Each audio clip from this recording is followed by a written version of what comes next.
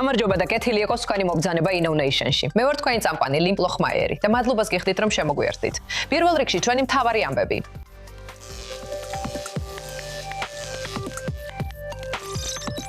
ეხლა ეს მსოფლიოში პირველად ხდება. ისრაელელმა მეცნიერებმა აღმოაჩინეს, რომ ვიაგრის აქტიური ინგრედიენტი შეიძლება შეეჩეროს კიბოს გავრცელება. ჩვენ ვესაუბრებით ერთ-ერთ მკვლევარს.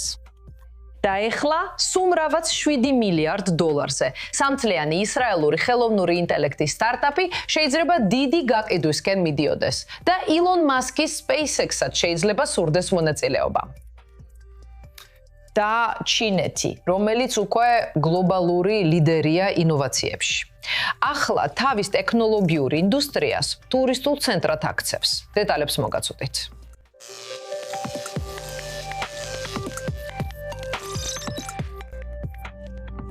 ეხლა დავიწყებთ მნიშვნელოვან სიახლეს ისრაელიდან, რადგან მეცნიერებმა აღმოაჩინეს, რომ ვიაგრას აქტიური ინგრედიენტი შეიძლება დაეხმაროს კიბოს გავრცელების შეჩერებაში. სილდენაფილი მედიკამენტი, რომელიც უფრო ცნობილია როგორც ვიაგრა, როგორც იცით, გამოიყენება ერექციული დისფუნქციის სამკურნალოდ, თუმცა მისი გავლენის გამო სისხლის მიმოქცევაზე ის სხვა მრავალი მდგომარეობისთვისაც გამოიკულიეს. ეხლა მსოფლიოში პირველად ისრაელელმა მკვლევრებმა ამ მედიკამენტის სრულიად განსხვავებული პოტენციური გამოყენება აღმოაჩინეს. ანუ რომ შეეჩერონ კიბოს უჯრედების გავრცელება სხეულის სხვა ნაწილებში. დამატებით ინფორმაციისთვის დიდი სიამოვნებით წარმოგიდგენთ დოქტორ სამა ჰაიეკს. არაგერიოთ, რა თქმა უნდა, ცნობილ მსახიობს ალმა ჰაიეკში, მაგრამ ნიშნულობით არანაკლებ მნიშვნელოვანია. ასე რომ დიდი მადლობა დოქტორ სამა ჰაიეკ, რომ დღეს შემომიერთდით. თქვენ ხართ ერთ-ერთი წამყვანი მკვლევარი ამ საოცარი აღმოჩენის უკან. მოდით სათაურით დავიწყოთ. ვიაგრამ შეიძლება შეეჩეროს კიბოს გავრცელება. ეს ნამდვილად ისაა, რაც თქვენს კვლევამ აღმოაჩინა. პირველ რიგში მადლობა მოწვევისთვის, მეორე, ჩემთვის ძალიან მნიშვნელოვანია ავხსნა, რომ ამ უნიკალურმა კვლევამ ორი სამეცნიერო სამყარო დააკავშირა.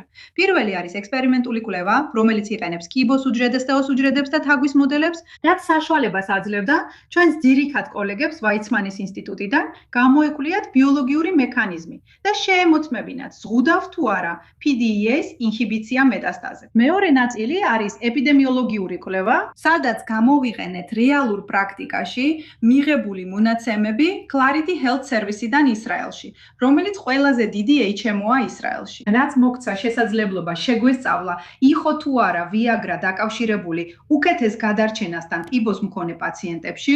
ეს ორი დიზაინი პასუხობს განსხვავებულ, მაგრამ ერთმანეთის შემავსებელ კითხვებს. ეხლა თქვენს ერთადერთ კითხვაზე ჩვენი აღმოჩენები მართლაც ძალიან დამაიმედებელია, მაგრამ პასუხისთვის საჭიროა მნიშვნელოვანი გამიჯვნა. ექსპერიმენტულ ნაწილში ვიაგრამ შეზღუდა კიბოს უჯრედების გადაადგილება და მეტასტაზირება თაგვისა და ადამიანის კიბოს მოდელებში. ეპიდემიოლოგიურ ნაწილში, რომელსაც მე ვხელმძღვანელობდი, ჩვენ გავაანალიზეთ რეალური კლინიკური მონაცემები და აღმოვაჩინეთ, რომ კიბოს მქონე პაციენტებში, რომლებმაც კიბოს დიაგნოზამდე 6 თვით ადრე გამოიყენეს ვიაგრა, გადარჩენის მაჩვენებელი მნიშვნელოვნად უკეთესი იყო. ასევე აღმოვაჩინეთ, რომ ვიაგრას გამოყენების სარგებელს ჰქონდა დოზაზე დამოკიდებული კავშირი. შესაბამისად, ექსპერიმენტული შედეგები აჩვენებს ანტიმეტასტაზურ ეფექტს კვლევის მოდელში, ხოლო ადამიანების მონაცემები, რაც ეპიდემიოლოგიურ კვლევას წარმოადგენს, აჩვენებს გადარჩენასთან თანმიმდევრულ კავშირს. ერთად ისინი იძლევა დამაჯერებელ მტკიცებულებებს, მაგრამ დაკვირვებით მიღებული შედეგები ჯერ კიდევ არ ამტკიცებს, რომ ვიაგრა ხელს უშლის მეტასტაზებს ან აუმჯობესებს გადარჩენას პაციენტებში. ამიტომ საჭიროა მეტი კლინიკური კვლევა, რომელიც შეისწავლის და გამოიკვლევს ამ კავშირს. აბა როგორ იცოდით, სად უნდა გეძებნათ? რატომ შეისწავლეთ კონკრეტულად ვიაგრა? ამიტომ ძალიან მნიშვნელოვანია კითხვა, რომელსაც აქ ვსვამთ, რადგან მთელი იდეა წარმოიშვა ბიოინფორმატიკის ანალიზიდან, რომელიც პროფესორ ეთან როპინსა და მის კვლევით ჯგუფს ჩაუტარებიათ. მათ აღმოაჩინეს გამოთვლითი მეთოდი გენების გამოსავლენად, რომლებიც შესაძლოა კიბოს პროგრესირებას აფერხებდნენ. და ერთ-ერთი გენი, რომელსაც ისინი აკვირდებოდნენ, იყო PDE5A, რაც მართლაც ძალიან მნიშვნელოვანია. და ეს ეხმარება და ის კოდირებს ფერმენტს, რომელსაც აინჰიბირებს ვიაგრა, ანუ ის აქტიური ინგრედიენტი, რომელიც გვერდით ეფექტს აინჰიბირებს, ანუ ვიაგრას აქტიური ინგრედიენტია. მაშ, როგორ ფიქრობთ, თუ თქვენი კვლევა მართლაც ისეთივე პერსპექტიულია, როგორც ამბობთ და ყველაფერი ტესტება, როგორ იმოქმედებს ეს მომავალში კიბოს მკურნალობაზე? ეს ძალიან მნიშვნელოვანი საკითხია, რადგან მეტი კლინიკური კვლევაა საჭირო იმისთვის, რომ შევისწავლოთ ვიაგრის, ანუ სილდენაფილისა და სტატინის გამოყენებას შორის კავშირი. ასევე უნდა აღვნიშნოთ, რომ ვიაგრასა და სტატინის კომბინაციას, როგორც ჩვენი ანალიზიც აჩვენებს, კიდევ უფრო სასარგებლო ეფექტი ჰქონდა. კიბოს პაციენტებისთვის საჭიროა ახალი კლინიკური კვლევები, რომლებიც ორივე პრეპარატს მოიცავს და შემდეგ უნდა შევაფასოთ მკურნალობის ეფექტურობა. ამას ეწოდება მედიკამენტების ახალი დანიშნულებით გამოყენება. ამ ორი პრეპარატის ახალი დანიშნულებით გამოყენება უნდა გამოვცადოთ, რათა ვნახოთ, შეძლებენ თუ არა ისინი კლინიკური კვლევის დახმარებით, რომ დავინახოთ ორივე პრეპარატის ეფექტურობა კიბოს გადარჩენილებსა თუ კიბოს პაციენტებზე. ეს მართლაც საოცარი აღმოჩენაა და მოუთმელად ველოდები გავიგოთ თუ მართლაც ისე გამოვა როგორც ვიმედოვნებთ. ასე რომ, დოქტორ სამა სამაჰაიკ, დიდი მადლობა რომ დღეს დრო დაგვითმეთ. გმადლობ. ეხლა თემას შევცვლით, რადგან ფორთოხლის მუკრეფა შეიძლება ერთ-ერთ ყველაზე მარტივ სამუშაოდ ჟღერდეს სოფლის მეურნეობაში, მაგრამ ფერმერებისთვის ეს $1,000,000,000 პრობლემაა. შეფასებულია, რომ მხოლოდ ფორთოხლისა და ლიმონის მოსავლის აღების ბაზარი წელიწადში დაახლოებით $1,000,000,000 ღირებულებისაა, ხოლო მომდევნო ათწლეულში ბიზნესის პოტენციური შესაძლებლობა დაახლოებით $10,000,000,000-ია. ეხლა ერთ-ერთი ისრაელის კომპანია ფიქრობს, რომ რობოტებს შეუძლიათ მოსავლის აღება ხელოვნური ინტელექტის, კომპიუტერული ხედვისა და რობოტული მკლავების გამოყენებით, რათა ამოიცნონ და მოკრიფონ ხილი პირდაპირ ხიდან. დამატებითი ინფორმაციისთვის ახლა ჩემთან ერთად არის ისააკ მაზორი, ნანოველის აღმასრულებელი დირექტორი და დამფუძნებელი. გამარჯობა ისააკ, მადლობა რომ შემომიერთდი. გამარჯობა. ალბათ ნამდვილი კოშმარია რობოტისთვის ამ ფორთოხლების მოკრეფა, რადგან როგორ იგებს რობოტი? როგორ უნდა იცოდეს რობოტმა, რომ ხილი მწიფეა და სად არის? ამას როგორ ახერხებთ? პირველ რიგში ის არ წუწუნებს, ესე რომ აკეთებს საქმეს ისე, როგორც ვასწავლეთ. რეალურად ჩვენ ვასწავლით მას ამ საქმის კეთებას და ვეხმარებით შესაბამისი დიზაინით. და ჩვენ რეალურად რამდენიმე ტექნოლოგიას ვიყენებთ. ერთ-ერთი არის ხელოვნური ინტელექტი, რა თქმა უნდა, ხელოვნური ინტელექტი, რომელიც მისი თვალები და ტვინია. ის ხედავს ხილს და ხედავს მას ისე, როგორც ბუნება ხედავს. ამიტომ მიუხედავად იმისა, რომ ხე ძალიან ხშირია და მჭიდრო ფოთლოვანი საფარი აქვს, მაინც სინათლე შეიძლება შევიდეს. ასე რომ თუ სინათლე შედის, ჩვენს შეგვიძლია დავინახოთ. ჩვენ ხედავთ ხილს, ვქმით მის რუკას, ვქმით გარემოს რუკას და ფრთხილად ვგეგმავთ, როგორ მიუახლოვდეთ, როგორ დავიჭიროთ და როგორ მოვჭრათ. აბა, როგორ შეედრება ეს ადამიან მუშაკს? ჩვენ ვერ ვადარებთ ერთ-ერთს მეორესთან პირდაპირ. რასაც ვადარებთ, ეს არის ღირებულება თითო კილოგრამზე, ან რამდენ სიხდი საბოლოოდ მოკრეფაში. და ჩვენ დაახლოებით 30%-ით იაფი ვართ. მაგრამ უფრო მნიშვნელოვანია ის, რომ ჩვენ ყოველთვის მზად ვართ მუშაობისთვის, მუშები კი არა. მუშები კონკურენცია, იცი, მათი რაოდენობა მცირდება და ფასები იზრდება. რობოტი ყოველთვის მზად იქნება შენი ბრძანებისთვის. ეს არის დიდი უპირატესობა ფასის გარდა. სწორედ ამას ეძებენ მეხილეები. ეს არის შესაძლებლობა დაგეგმო და დაეკრდნო რაღაცას, რაც ყოველდღიურ მკაცრ კონკურენციას არ ექვემდებარება. და რა ხდება იმ შემთხვევაში, როცა ახლა ციტრუსოვან ხილზე, მაგალითად ფორთოხალზე, აკეთებთ აქცენტს? რატომ სწორედ ეს სახეობის ხილი? და გსურთ თუ არა, ან ემზადებით თუ არა სხვა სახეობის ხილზე ან ბოსტნეულზე რადასასვლელად? პასუხი მარტივია, დიახ. უფრო გრძელი პასუხი კი ისაა, რომ ხილი, განსაკუთრებით ფორთოხალი, ჩვენთვის იული დასაწყისია. ის დიდია, ძალიან თვალსაჩინოა. და ადამიანისთვის რთულია მისი მოკრეფა, მაგრამ რობოტებისთვის ეს პრობლემა არ არის. ასე რომ, სწორედ აქაა ჩვენი საუკეთესო შესვლის წერტილი. და რა თქმა უნდა, მალევე ჩვენ დავფართოვდებით ციტრუსის პარგლებს გარეთ. ციტრუსის პარგლებს გარეთ, ნებისმიერ ხილზე, რომელსაც ძალიან ფრთხილი ფაქიზი ჭრა სჭირდება და დაზიანების მიმართ ძალიან გზნობიარია, რადგან თუ ხილს დააზიანებ, ეს უკვე ნარჩენია, ხო იცით, შედეგიც ნარჩენად იქცევა. ასე რომ, კუნკოვანი ხილი, ავოკადო, მანგო, ყველა ეტაპობრივად მიიღებს ამას. და თქვენ ახლახან მიიღეთ ევროპული ნდობის ვოტუმი. შეგიძლიათ მოგუყვეთ ამის შესახებ? ეს ჩვენთვის დიდი მიღწევაა სინამდვილეში, თუ გავითვალისწინებთ შანსებს, ხო იცით, 50-დან 1. და ვფიქრობ, ეს იყო დიდი დაფასება და აღიარება ჩვენი ტექნოლოგიის მიმართ. ჩვენი ღირებულება საზოგადოებისთვის, ჩვენი ღირებულება მეხილეებისთვის და ჩვენი განხორციელების უნარი ძალიან გამოცდილ ადამიანებზე დგას. მე სერიოზული მეწარმე ვარ. მე ავაშენე კაპიტალური აღჭურვილობის ბიზნესი, ნახევარგამტარების სფეროში, სრულიად განსხვავებულ ბაზარზე, მაგრამ მაინც ეს გამოცდილება მნიშვნელოვანია ამ საქმეში, რომ ავაშენოთ ორგანიზაცია, რომელიც მთელ მსოფლიოში კაპიტალური აღჭურვილობის მომსახურებას უზრუნველყოფს. მართლა საოცარია, რომ ესეთი ნდობა მიიღეთ. დიდი მადლობა და გილოცავთ. მადლობა. აიზაკ მაზური, ნანოვილის აღმასრულებელი დირექტორი და დამფუძნებელი. მადლობა, რომ დღეს დრო დაგვითმეთ. ეხლა ვინა შეფიცავს დიდ ქალაქში უსასრულო საცობებში ყოფნისას.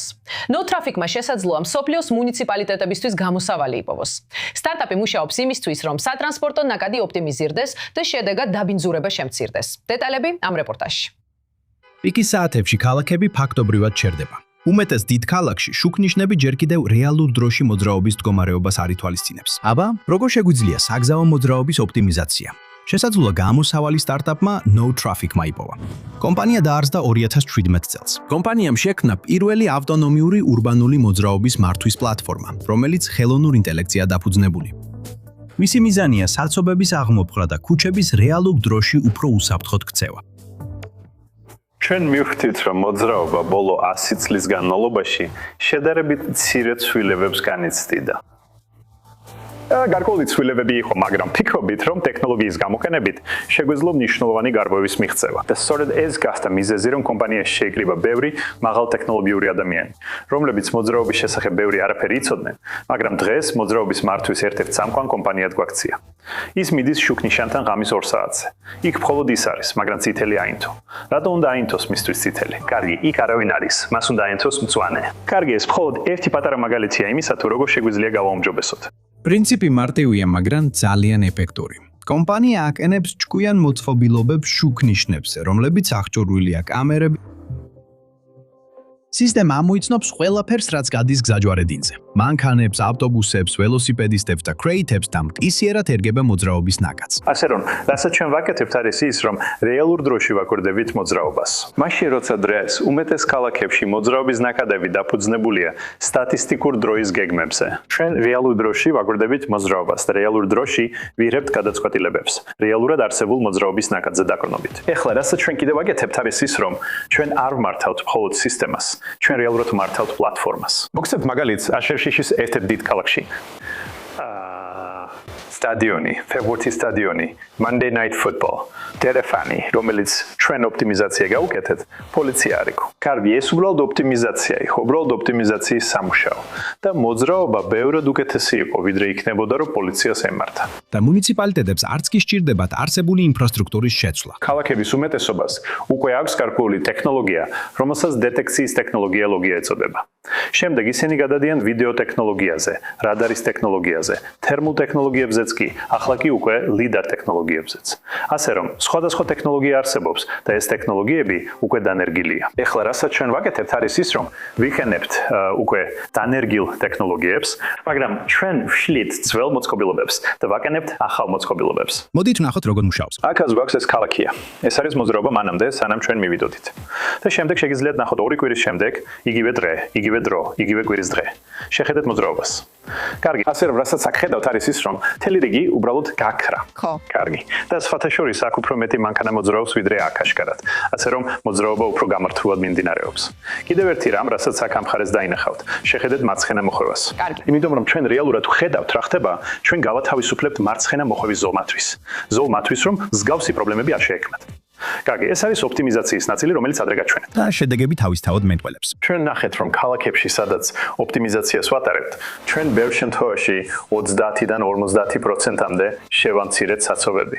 მაგრამ ერთ-ერთი უფრო საინტერესო რამ არის ის, რომ ჩვენ დავამტკიცეთ, ყოველ დოლარზე, რომელიც იხარჯება საცობების აღმოფხვის ტექნოლოგიაზე, ქალაქი იღებს ეკონომიკურ სარგებელს დაახლოებით 75-დან 200 დოლარამდე.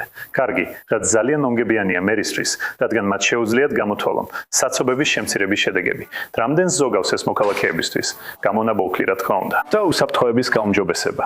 ასე რომ, თუ ნაკლები ავარია და ნაკლებია წითელზე გადასვლა, მაშინ ნაკლები ადამიანი დაშავდება. კომპანია ასევე მტკიცედ არის ორიენტირებული მომავალზე. ჩვენ მუდმივად ვხედავთ, როგორ ვითარდება მოძრაობა. კარგი, სულ უფრო მეტი ხდება, ხედავთ ყველა სახის ავტონომიურ მანქანებს. მათ შეუძლიათ ერთმანეთთან საუბარი. ისინი ძალიან კარგად ახერხებენ ერთმანეთთან კომუნიკაციას, მაგრამ ზემოდან დაკვირვებაც სჭირდება. სხვათა შორის, ყოველ ჯერზე, როცა გზაჯვარედინზე ვაკენებ ჩვენ სისტემას, გვაქვს სპეციალური ანტენაც, რომელიც მომავლისთვისაა შექმნილი. ჩვენ მოუთმენლად ველით იმ მომავლის ტექნოლოგიებს, როცა მანქანები თავად მოძრაობენ და ყველაფერი მსგავსი ხდება. ხელოვნურმა ინტელექტმა ჯერ კიდევ არ აღმოაყრა საცობები, მაგრამ შეიძლება საბოლოოდ დაამუხრუჭოს ისინი. ისრაელის მეორადი ტანსაცმლის ბაზარი იზრდება, მაგრამ მეორადი ტანსაცმლის ყიდვა-გაყიდვა ჯერ კიდევ ნიშნავს უსასრულო შეტყობინებებს, ვაჭრობასა და დაძაბულ შეხვედრებს. ახლა კი ისრაელის სტარტაპი ლუპედი ცდილობს მეორადი ტანსაცმლის ყიდვა-გაყიდვის პროცესი ისეთივე მარტივი გახადოს, როგორც ახალი ნივთის შეკვეთა, სპეციალური პლატფორმით, სადაც გადახდა და მიწოდება ინტეგრირებულია. დამეტებითი ინფორმაციისთვის ახლა სტუდიაში ჩემთან ერთად არის საშა გნასია, თქვენ ხართ ლუპედის დამფუძნებელი, მადლობა რომ დღეს ჩემთან ერთად ხართ. მადლობა საშა, გთხოვთ, გვაქვს 60 წამი. გითხარით, რაზეა თქვენი სტარტაპი?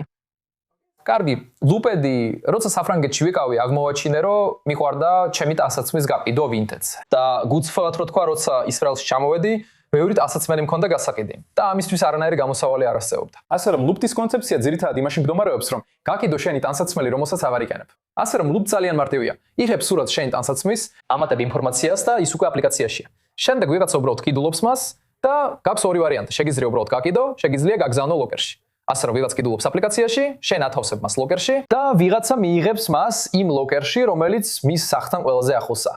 ან შეგიძლია უბრალოდ აირჩიოთ წაღების ვარიანტი. ვიღაც მოვა და წაიღებს შენგან.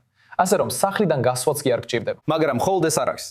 ლუპებში ასევე გვაქვს სოციალური ნაცები, სადაც შეგიძლია მაგალითად დაამატო შენი ავატარი, დაამატო ფოტო, მიხვე ადამიანებს, დაამატე მეგობრები. ასე რომ ვფიქრობ ეს მართლაც აპლიკაცია, სადაც შეგიძლია გაკიდო შენი ტანსაცმელი და ასევე ისიამოვნო ადამიანებთან ურთიერთობით და გაერთო. კარგი, მაშინ როგორ შეადარებდით მაგალითად Winteds? ვფიქრობ ეს პლატფორმა ყველასთვის ცნობილია, მაგრამ თქვენ ამბობთ რომ Winteds-ზე უპირატესობა გაქვთ. დიახ, პირველ რიგში ისრაელში Winteds არ არსებობს. ასე რომ ჩვენ დავიკავეთ ადგილი, სადაც არავინ იყო. ასე რომ ლუპდის კონცეფცია მხოლოდ ტანსაცმლის გაპიგო არ არის, როგორც ვთქვი, არამედ ასევე მეგობრების დამატება, ადამიანების გამოწერა. და მაგალითად, ხვალ როცა ინფლუენსერები გამოჩნდებიან ლუპდზე, რაც უკვე იწყება, შეგიძლიათ უბრალოდ მიხვეთ მათ და იყიდოთ მათი ტანსაცმელი, რომელიც თავად არ აირჩიეს. და იმიტომ რომ თქვენ გიყვართ მათი სტილი. აი ეს არის ლუპდის კონცეფცია. თავარი განსხვავება ისაა, რომ ჩვენ გვაქვს ეს სოციალური ნაწილი, რაც Winteds არ აქვს. და როგორც თქვი, ისინი ისრაელში არ არიან. ასე რომ ჩვენ უბრალოდ იქ ვართ, სადაც ისინი არ არიან. ფიქრობთ რომ ამისთვის დიდი ბაზარია ისრაელში? დიახ, ძალიან დიდი, ძალიან დიდი. თელ-ავივში არის 100 ადგილი, სადაც მეორადი ნივთები იყიდება, როგორც ვინტაჟური მაღაზიები. ასე რომ ამისთვის დიდი ბაზარია, მაგრამ უმეტეს შემთხვევაში რთულია ზუსტად ის იპოვო, რაც გჭირდება, რადგან მეორადი ნივთების ბაზარი ძალიან განსაკუთრებულია. როცა მეორადი ნივთების მაღაზიებში მიდიხარ, ზუსტად ის უნდა იპოვო, რაც მოგწონს, სწორი ზომის და შენი სტილით. უმეტეს შემთხვევაში, მაგალითად, თუ ერთი ტანსაცმელი მოგწონს, შეიძლება ვერ იპოვო შენი ზომა. ეს არის ის, რასაც ლუპედი აგვარებს, რადგან როცა ლუპედზე ხარ, შეგიძლია უბრალოდ დაათვალიერო და მოძებნო ზუსტად ის ტანსაცმელი, რაც გინდა. იქ ათასობით ტანსაცმელია, ხოლო როცა პატარა ბაზარში ან პატარა მაღაზიაში ხარ, უმეტესობას იქ ვერ ნახავ. ფიქრობ, რომ თუ ისრაელი ძალიან პატარა გახდება, გაქვს საერთაშორისო ამბიციები? დიახ, რა თქმა უნდა, უკვე საუბრობთ რამდენიმე ბაზართან, მაგრამ ეხლა ამაზე არ ვისაუბრებ. ვფიქრობ ამისთვის ცოტა ადრეა, მაგრამ რა თქმა უნდა, გვაქვს ასეთი გეგმები, თუმცა ვფიქრობ, რომ ისრაელი უკვე დიდი ბაზარია. მაგალითად, ხედავთ, რომ Yash Time ისრაელში ახლა $1,000,000,000-იან კომპანიად იქცა. ასე რომ, ისრაელში უზარმაზარი ბაზარია. დიდი შესაძლებლობებია. ამიტომ არ არსებობს მიზეზი, რომ უკვე ახლა გავიდეთ ქვეყნის გარეთ. პირველ რიგში მინდა ლუპდი ისრაელში, ქვეყნის შიგნით განვავითარო. შემდეგ ნახავთ თუ დაგჭირდება საერთაშორისო დონეზე გასვლა, რაც ძალიან მესიამოვნებოდა. გისურვებ წარმატებას. საშა იგნაცია, ლუპის დამფუძნებელო, მადლობა რომ დღეს დრო დაგვითმეთ. დიდი მადლობა. ეხლა თითქმის 3 წლიანი ისრაელის ხელოვნური ინტელექტის სტარტაპი შეიძლება იყოს მრავალმილიარდიანი ეგზიტის ზღვარზე და ილონ მასკი SpaceX შეიძლება იყოს ერთ-ერთი კომპანია, რომელიც მის შესაძენად იბრძვის. დეკარტე, რომელიც სპეციალიზდება რეალურ დროში ხელოვნური და ლიმური ინტელექტის მიერ გენერირებულ ვიდეოებში. როგორც იუწყებიან, თითქმის მიაღწია შეთანხმებას, რომლის ღირებულება შეიძლება $7 მილიარდ აღწევდეს. ნატაშა კერჩაკი იუწყება. ილონ მასკი, როგორც იუწყებიან, მოლაპარაკებებს აწარმოებს ისრაელის სტარტაპის შესაძენად, რომელიც სულ რაღაც 3 წლისაა. წარმოიდგინეთ ეს, დაახლოებით 7 მილიარდი დოლარი და თუ ეს გარიგება შედგება, ეს შეიძლება საკმაოდ მნიშვნელოვანი მომენტი იყოს ისრაელის ხელოვნური ინტელექტის ინდუსტრიისთვის. ამ კომპანიას Descartes ჰქვია და რასაც ის ქმნის, საკმაოდ გასაოცარია. კომპანია ავითარებს ხელოვნური ინტელექტის მოდელებს, რომლებიც რეალურ დროში ქმნიან ვიდეოს. ეს ნიშნავს, რომ ხელოვნური ინტელექტი ვიდეოს შექმნის და თქვენ აღარ მობიწევთ ლოდინი სანამ ის დამუშავდება. Descartes ტექნოლოგიას შეუძლია თითქმის მყისიერად შექმნას ვიდეო და თქვენს ქმედებებზე რეაგირება მოახდინოს, როცა მასთან ურთიერთობთ. მის ტექნოლოგიას შეუძლია შექმნას მთელი ინტერაქტიული სამყაროებიც კი. როგორც ჩანს, სწორედ ამან მიიპყრო ილონ მასკის ყურადღება, რადგან მილიარდერი რეალურად ადევნებს თვალს Descartes 2024 წლიდან, როცა კომპანიამ Oasis-ი გამოუშვა, რომელიც ძირითადად ვიდეო თამაშია, რომელსაც მართავს ხელოვნური ინტელექტი და რეალურ დროში ქმნის თამაშის სამყაროს. მას შემდეგ ილონ მასკი და Descartes-ის აღმასრულებელი დირექტორი 딘 ლაიტერსდორფი, როგორც იუწყებიან, ისინი რეგულარულად ინარჩუნებენ კონტაქტს, მაგრამ Descartes-ის მთავარი უპირატესობა სინამდვილეში თამაშები არ არის. კომპანია აცხადებს, რომ მისი ტექნოლოგია ხელოვნური ინტელექტის ვიდეოს ქმნის გაცილებით ნაკლები გამოთვლითი რესურსის გამოყენებით, ვიდრე კონკურენტული მოდელები. და ეს ძალიან მნიშვნელოვანი საკითხია ხელოვნური ინტელექტის სამყაროში, რადგან ვიდეოს გენერაცია უზარმაზარ გამოთვლილ ძალას მოითხოვს და რა გასაკვირია, გამოთვლითი რესურსი ძვირია. ეხლა Descartes მოცინავე მოლაპარაკებებს აწარმოებს, რომ მას დიდი საერთაშორისო ტექნოლოგიური კომპანია შეიძენს. და აი აქ იწყება ყველაზე საინტერესო. კომპანია რეალურად Nvidia-სთან აწარმოებდა მოლაპარაკებებს, მაგრამ როგორც კი ეს მოლაპარაკებები შეთანხმებას მიუახლოვდა, კიდევ ერთი ტექნოლოგიური გიგანტი გავრცელებული ინფორმაციით უფრო დიდი შეთავაზებით გამოჩნდა და Descartes-ის დამფუძნებლებმა გადაწყვიტეს ახალ პრეტენდენტთან წასულიყვნენ. აბა ვინ არის ეს? რამდენიმე წყარო ფიქრობს, რომ ელონ მასკი SpaceX-ი შეიძლება იყოს ამ შეთავაზების უკან. ყველაზე გასაოცარი ის არის, რომ Descartes-ი მხოლოდ 2023 წლის სექტემბერში დაარსდა. მას დაახლოებით 100 თანამშრომელი ყავს და სულ 3 თვის წინ მან მოიზიდა 300 მილიონი დოლარი, 4 მილიარდი დოლარის შეფასებით. და ახლა შეიძლება თითქმის ორჯერ უფრო ძვირად გაიყიდოს. ასე რომ ინვესტორებისთვის ეს რა თქმა უნდა უზარმაზარი მოგებაა. და თუ SpaceX-ი არის მყიდველი, კიდევ ერთი მნიშვნელოვანი შედეგი ისრაელისთვის არის ის, რომ SpaceX შეუძლია თავისი პირველი კვლევისა და განვითარების ცენტრი თელ-ავივში დაარსოს, Descartes-ის ბაზაზე. ნატაშა კირჩიკი იყო იქ. ეხლა, რა თქმა უნდა, ჩინეთი მხოლოდ ტურისტული დანიშნულების ადგილი აღარ არის. ამ ზაფხულს ტურისტები ქვეყნისკენ მიიჩქარიან, რომ მომავლის გემო იგრძნონ. რობოტებით, დრონების შოუებით, ხელოვნური ინტელექტით და მაღალი სიჩქარის მატარებლებით. ტექნოლოგია მხოლოდ მოგზაურობის ნაწილი აღარ არის. ის თავად ხდება დანიშნულების ადგილი. ემილი ფრენსისი ამ ამბავს გვიამბობს. China Maxing-ი ეს ახალი ტრენდია ინტერნეტში, რომელიც მოხდა წინა ვირუსულ ტურისტულ ტრენდებს, როგორიცაა China Travel და China Cool. როდესაც უფრო მეტი საერთაშორისო ვიზიტორი ცდილობს ჩინეთი ჩვეულებრივი ტურისტული ადგილების მიღმა შეიგრძნოს, ტექნოლოგია სულ უფრო მეტად ხდება მათი მარშრუტის ნაწილი. პეკინში რობოტების გამოფენაზე ტურისტებს შეუძლიათ ახლოდან ნახონ ჰუმანოიდი რობოტები და აკვირდნენ, როგორ ამზადებენ ისინი ყავას, აცხობენ ბლინებს, ცეკვავენ და ჩინურ კალიგრაფიასაც კი წერენ. ამიტომ ეს ძალიან სახალისოდ მეჩვენება. ვფიქრობ საოცარია, რომ ჩინეთმა ასეთი წარმოუდგენელი ტექნოლოგია შეიმუშავა. ჩვენ მექსიკაში ამდენი რობოტი არ გვყავს, ამიტომ ვფიქრობ, ამან ჩემი შეხედულება შეცვალა იმაზე, თუ როგორ შეუძლია ტექნოლოგიას მომავალში მსოფლიოს შეცვა. და ზოგიერთი ტურისტი ამ გამოცდილებას კიდევ ერთი ნაბიჯით ავითარებს. ისინი ქარხნებს სტუმრობენ, რათა ნახონ, როგორ იქნება ეს ტექნოლოგია. Xiaomi-ის ელექტრომობილების ქარხანაში პეკინში ასობით რობოტი ასრულებს ზუსტ სამუშაოებს საწარმოო ხაზზე. ისინი აქ ბევრ საინტერესო რამეს ხედავენ, რასაც ალბათ საკუთარ ქვეყანაში ვერ ნახავდნენ. როგორც დახვეწილობის, ისე განსაკუთრებით მასშტაბის მხრივ. ვფიქრობ, მასშტაბი და განვითარების დონე მართლაც შთამბეჭდავია. მაგრამ მაღალ ტექნოლოგიური გამოცდილება მხოლოდ ქარხნის საწარმოო სივრცით არ შემოიფარგლება. ტურისტები ქალაქებს შორის მაღალი სიჩქარის მატარებლებით გადაადგილდებიან. ღირსშესანიშნავ ადგილებში ხელოვნური ინტელექტის მრავალენოვან გიდებს იყენებენ და შენჟენში მასშტაბურ დრონების შოუებს უყურებენ. ესეთი მოსახერხებელი რაღაცები ჩინეთს ძალიან მაგარს ხდის და ჩინეთში მოგზაურობასაც ძალიან მაგარს ხდის. ამავე დროს სტუმრები უფრო უშუალო ჩართულობაზე დაფუძნებულ კულტურულ გამოცდილებას ეძებენ. იქნება ეს ჩაის ფოთლების კრეფა ჰენანში, ჩინეთის ისტორიული ქალაქების აღმოჩენა თუ უახლესი ტექნოლოგიური პროდუქტების შეძენა. და სტატისტიკა აჩვენებს, რომ ეს ინტერესი რეალურ მოგზაურობაშიც გადაიქცა.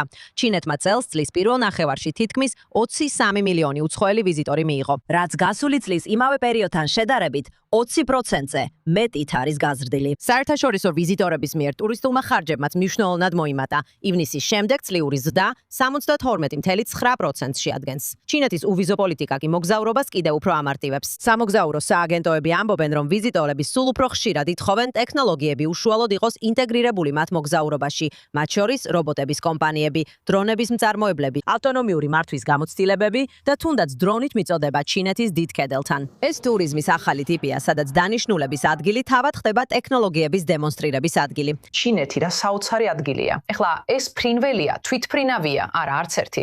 ეს არის რობოტი, რომელსაც შეუძლია ჰაერში ფრენა და წყალქვეშ ცურვა. MIT-ის ინჟინრებმა შექმნეს ეს რობოტი, რომელიც შთაგონებულია წყალზე მკვინთავი ფრინველებით, როგორიცაა პეტრელები და პაფინები, რომლებიც ფრთებს იყენებენ როგორც ჰაერში, ასევე წყალში გადაადგილებისთვის.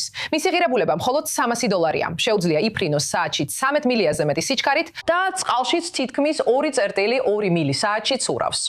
ამ რობოტს შეუძლია დამოუკიდებლად იფრინოს განსაზღვრულ მარშრუტებზე, შემდეგ კი წყალქვეშ ჩაყვინთავს, რათა დააკვირდეს ველურ ბუნებას, ან შეაგროვოს ნიმუშები ტოქსიკური წყალმცენარეების ყვავილობიდან, ვულკანური ტბებიდან, ან თუნდაც აისბერგებთან ახლოს მდებარე ტერიტორიებში. და საწესი მიღწევის შემდეგ ლაბორატორია ახლა ეძებს დაფინანსებას, რათა კიდევ უფრო განავითაროს ეს რობოტები. და ეს არის ყველაფერი, რისთვისაც დღეს დრო გვაქვს. მე ვარ თქვენი წამყვანი ლინკ ლაუხმაიერი. დადეცემა ორკვირიან ზაფხულის არდადეგებზე გადადის, ასე რომ სექტემბერში სიამოვნებით მოგესალმებით ისევ. ისიამოვნეთ ზაფხულის ამ ბოლო დღეებით, სადაც არ უნდა იყოთ. მადლობა რომ ეხლა გვიყურეთ და ძალიან მალე ისევ შეგხვდებით აქ. i24 News-ზე.